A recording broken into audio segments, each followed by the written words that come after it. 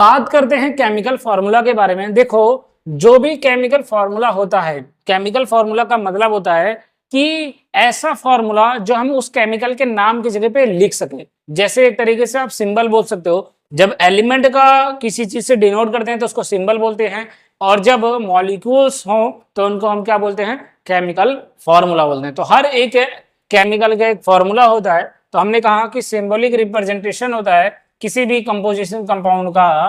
तो इसके अंदर क्या होता है, क्या फायदा होता है, देखो कैरेक्टरिस्टिक्स ऑफ केमिकल फार्मूला, क्या क्या फायदा है इसका या क्या क्या चीजें हैं।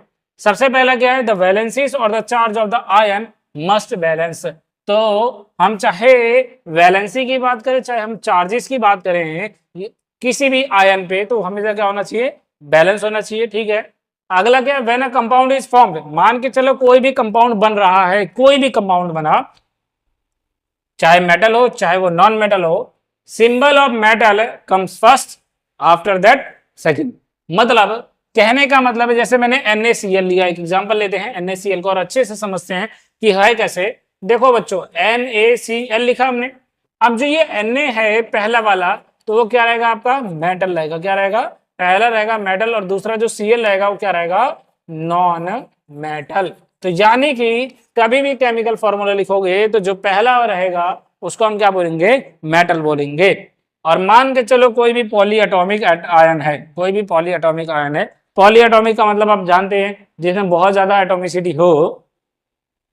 तो जितने भी आयन रहेंगे enclose in bracket before writing the number और टू शो द रेशियो, यानी कि उनको क्या करेंगे, एक ब्रैकेट के अंदर बंद कर देंगे और उसके बाद उनकी एटॉमिसिटी रखेंगे। जैसे कि CaOH का होल ट्वाइस मीन्स Ca हो गया और जो ये OH हो गया, इस पे 2 लगाने का मतलब होता है कि ये O का भी और H का भी दोनों की एटॉमिसिटी को एक्सप्लेन कर रहा है। ऐसे यहाँ पे भी है, लेकिन यहाँ देखो NH4 है। अब इस वाले केस में NH फिर 4 है, तो 4 जो है वो H की एटॉमिसिटी शो कर रहा है, N की नहीं कर रहा है, ये बात याद रखना। लेकिन अगर इसमें देखो कंबाइन लग गया 2, तो हमने कहा कंबाइन जब 2 लगेगा तो ये पूरे की एटॉमिसिटी कितनी कर दी, 2 कर दी। तो ये हमारे कुछ एक एलिमेंट से सॉरी हो गए, एक एटम हो गए, ये दूसरे तरीके के एटम हो गए। तो कैसे बॉन्डिंग बनता है वो चीजें दिखाया गया है। तो बेसिकली केमिकल फॉर्मूला यही होता है किसी भी चीज को दिखाने का। ठीक है। अब मान के चलिए कि केमिकल फॉर्मूला अगर हमें बनाना है, किसी भी केमिकल को फॉर्मूला बनाने के लिए हमें क्या क्या होना चाहिए। सबसे पहले हम सिंबल लिखेंगे वो एलिमेंट का जो हमें कंपाउंड बनाना है, उसके बाद उसके नीचे उसका सिंबल लिख दो। ठीक है। तो क्या हुआ, we should write their valency, जो उसके नीचे रहेगा वो क्या आ जाएगी, वैलेंसी आ जाएगी।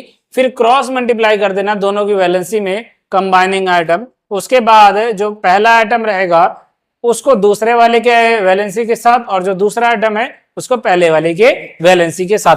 अब इतना जब हमने बोल दिया तो हमें ये चीज नहीं पता चला कि है क्या। तो देखो एक एग्जांपल लेके तब अच्छे से समझ में आएगा। जैसे सबसे पहले हमने सिंबल लिया, हाइड्रोजन ले लिया और सल्फर ले लिया। उसके बाद हाइड्रोजन की वैलेंसी 1 होती है, सल्फर की वैलेंसी 2 होती है।